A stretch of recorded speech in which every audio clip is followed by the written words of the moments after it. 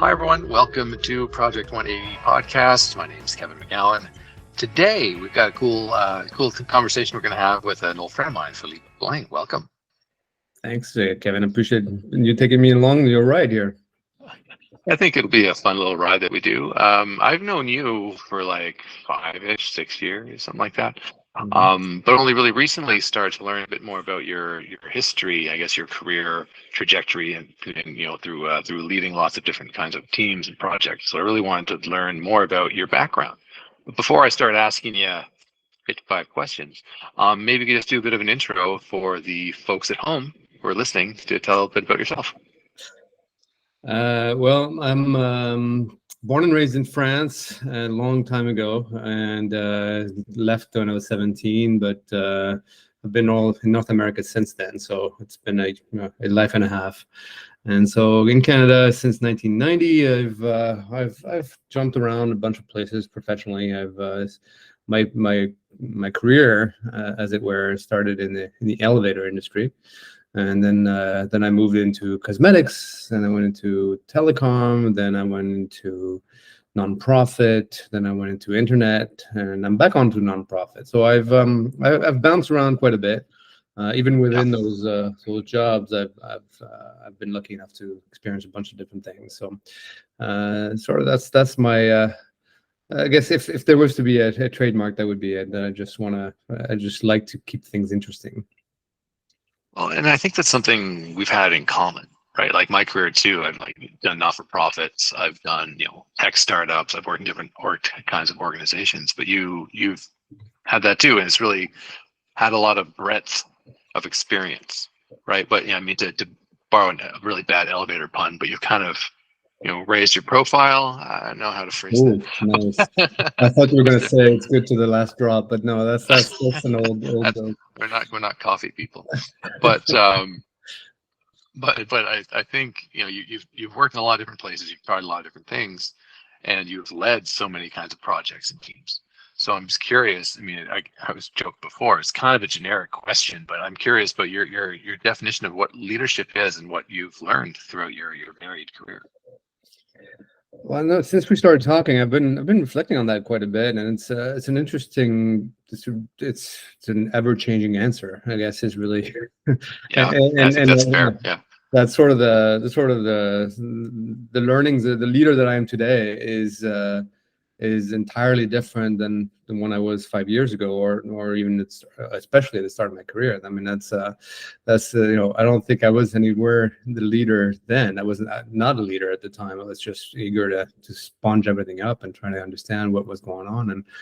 And so for me, the leadership is truly about that. It's about always seeking to learn more and always being in a position where you're being challenged personally and internally, right? I mean, that's my my career can be resolved, sort of summed up in two sections. One is the changes I made that I chose to make, because as opposed to the ones that were chosen for me. The ones that I made were the ones that I had basically a 3-year cycle in which I just said, I've learned all there is to learn, and I know all that I can know here. I want to expand the horizons. Where do I go from here?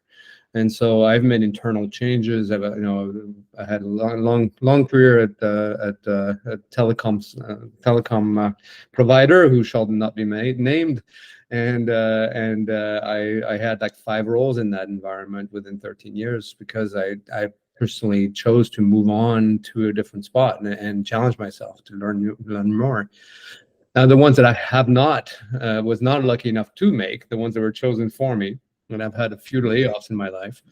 So it gives you also an opportunity to reflect and to understand, to sort of learn from your.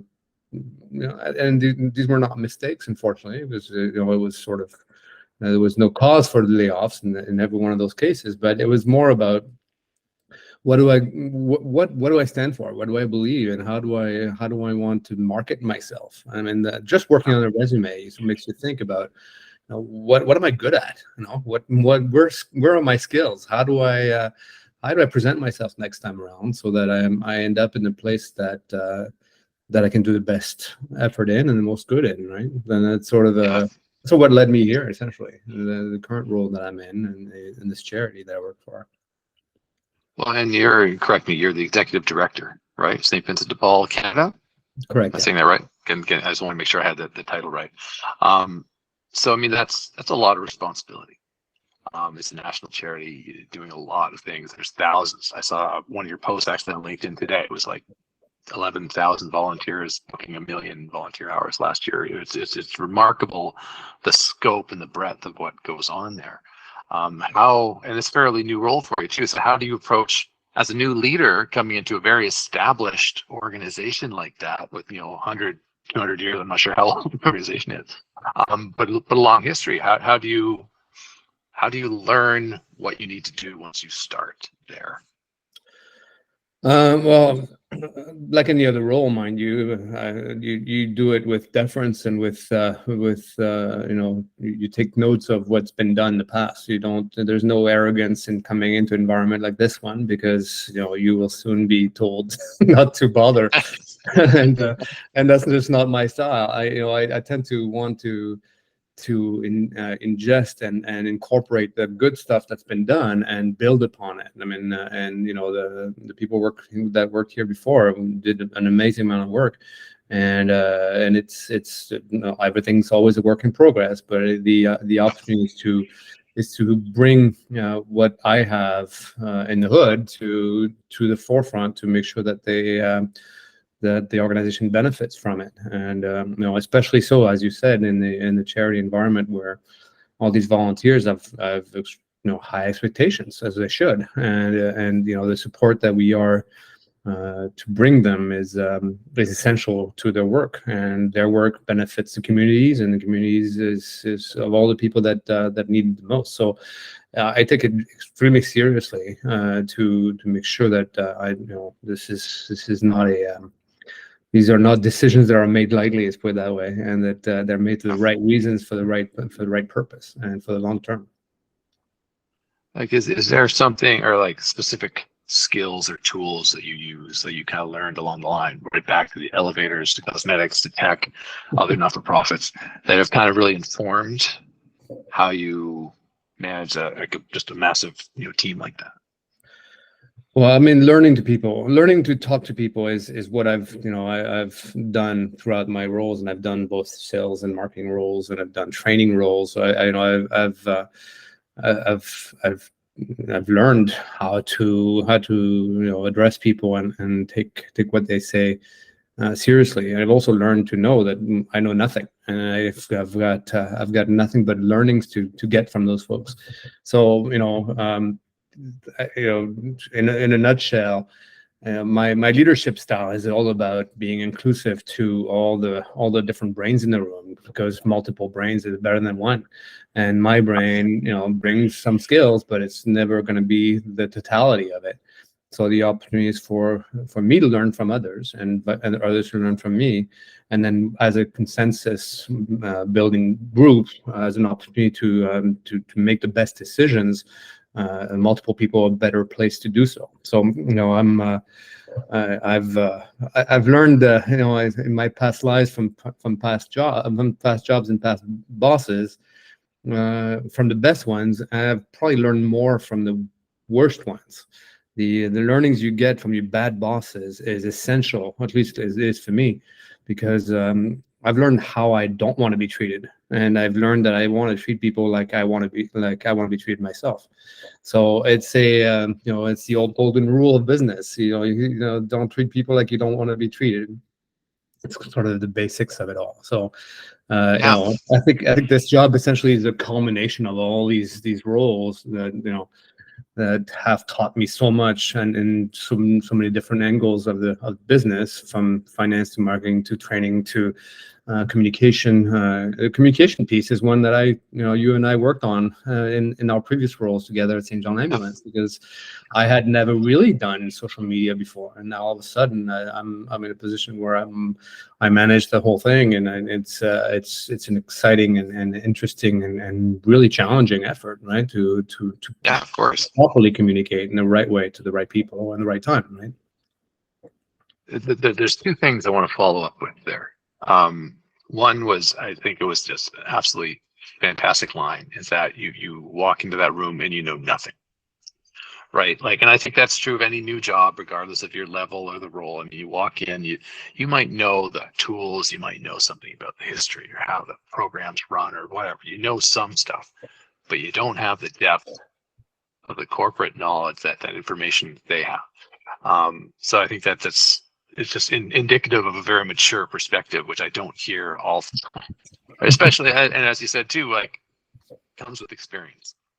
I remember, younger days in, little tech startups, and everybody's not to be ageist, but like, younger, not as much experience. And okay, now you're the manager. Okay. And it was like, do this, do that, do that. And it doesn't work that way, being so, I guess, forceful or like, specific and everything. You have to let that team breathe and do what it needs to do. Yeah, and it's the ultimate team management effort is ensuring buy-in, because you can dictate all you want. If somebody's not bought in, nothing's going to happen, or it's going to happen poorly. So it's even worse when you come to the realization that what you said should happen has not happened, or has happened halfway. Then there's some serious step back requirements that need to happen, and that's a really difficult thing to do. It is, and I think the other thing too about just learning from the bad bosses.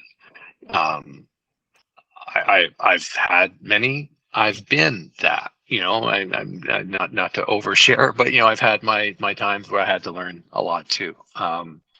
So it's nice that to be able to think of your career and reflecting on how you were treated by different people, and the behaviors you want to emulate as you continue with your own teams. And this is where the layoffs are a positive thing, because this is a statement that hardly ever made. I mean, layoff can be a good thing if once you heal and you sort of lick your wounds after the fact. You sort of wonder, okay, so where did it go off? Like, how did I go wrong? Because even if it's not a layoff for cause, you're part of it. You're in it. And how do you avoid it in the future? Because nobody wants those scabs. Nobody enjoys that experience. No, it's happened to me as well. And even when you kind of see it coming, as it was in my case, like, you saw the team shrink, and you just knew it was going to come. Doesn't make it any less dramatic or painful when it actually happens. And you're right, like, being able to reflect on that. Okay, how do I kind of try and future-proof myself here from having this kind of thing happen again? Precisely. Yeah. So in your whole experience of leading different teams, again, maybe it's a slightly cheesy question to kind of start wrapping it up, but like, that new leader, that new person who's in a management role, they're just trying to get things started, they're trying to figure it out. What advice would you give them, or even to your younger self? If you could go back 25 years or whatever, what would you say to yourself, or to somebody who's just kind of starting off in that kind of role? Sports metaphor comes to mind here, right? You sort of, I happen to have a son who's quite great coach, and he and his task, and I've unknowingly done the same thing in the business environment, where I've just always wanted to get to know people. And so, how do you do that? Is simply by embedding yourself in the environment, living through their daily tasks, and establishing firsthand knowledge of what it is they go through. And so, especially as you said, in a new environment, when you're stepping in from an external person, you have no, just because you have a title or diploma or anything like that, means nothing to those folks doing the work for you. And again, the buy-in is essential, and the only way to do so is to establish a direct and personal relationship with everybody on your team. That was my key to success in the telecom space, is that I essentially invested time and dedicated time to one-on-one conversations and being present on the side of them while they were doing their work, because that's the only way you get to know what makes them tick. You understand where their skills are, where their flaws are. I mean, essentially, you understand the full body, and you get some insight as to what drives them. Yeah. And I think after that, it allows you to have individualized motivational conversations with your team, because everybody needs those every once in a while. And so it's a true gift, actually, that you get as a leader, to be able to have that awareness and to be able to truly sense an individual. I cherish those moments. Those coaching conversations that I had were deep, and I learned more, as much about me as I did about them along the way. So it was a win-win conversation. Yeah, I really appreciate what you're saying, just about building the connections, because you need to understand, obviously, the work stuff and processes and how things function and how they're doing with that, how they feel about it. But it's also that there's, as a human being, that you're working with, whether you're, the manager, or you're just kind of, a de facto leader on the team, or a thought leader, or whatever. Like, these are people you're dealing with lives and real things going on, and you develop a lot more empathy for everyone when you get to just know them better. You know what their life situation is, what they might be dealing with outside of that work too. Just helps you understand who they are. Yeah, and there are times when you need to step back, right? And the only way to find that out is because that someone has a sick parent or child at home, or someone has, and then there are times where the opposite applies, but it's you don't know either way, right? And so what you see in front of you is never the full story. It's always it's always a persona. Everybody has a work persona.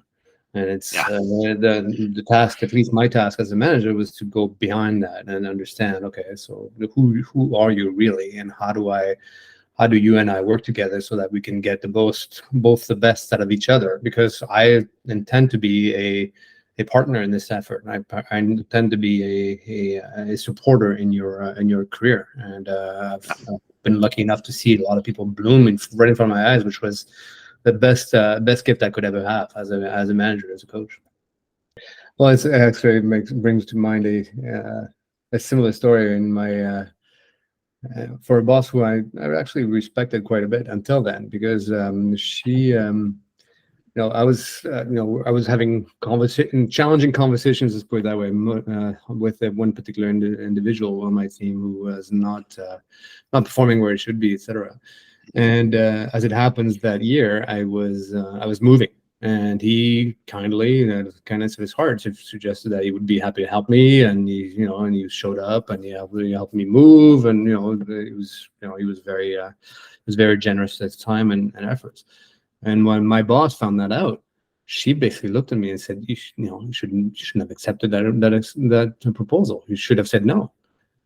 And I thought, okay, why? I mean, it's the conversations at home, within the work environment or did not change. It did not improve or adjust the tone of the conversations, because unfortunately he was not performing. But the individual and the quality of the person, it was never in question. And for me to make him feel like, because I think he would have taken it personally if I said I don't need you to help me move, was the oddest thing. And so that actually degraded her impression on me as a good boss, and it made me realize maybe she's not as good as I thought she was, because that does not reflect just basic humanity, in my opinion, right? So it's an interesting.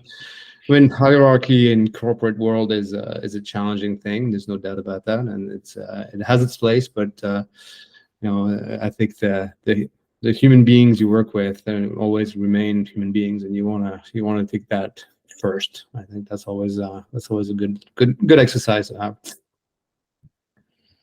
Well, I agree, and Philippe, I think we'll leave it there. But I want to say thank you so much for taking the time today. It's been a lot of fun chatting. Time flew, my friend. It seems we could talk about this for a long time.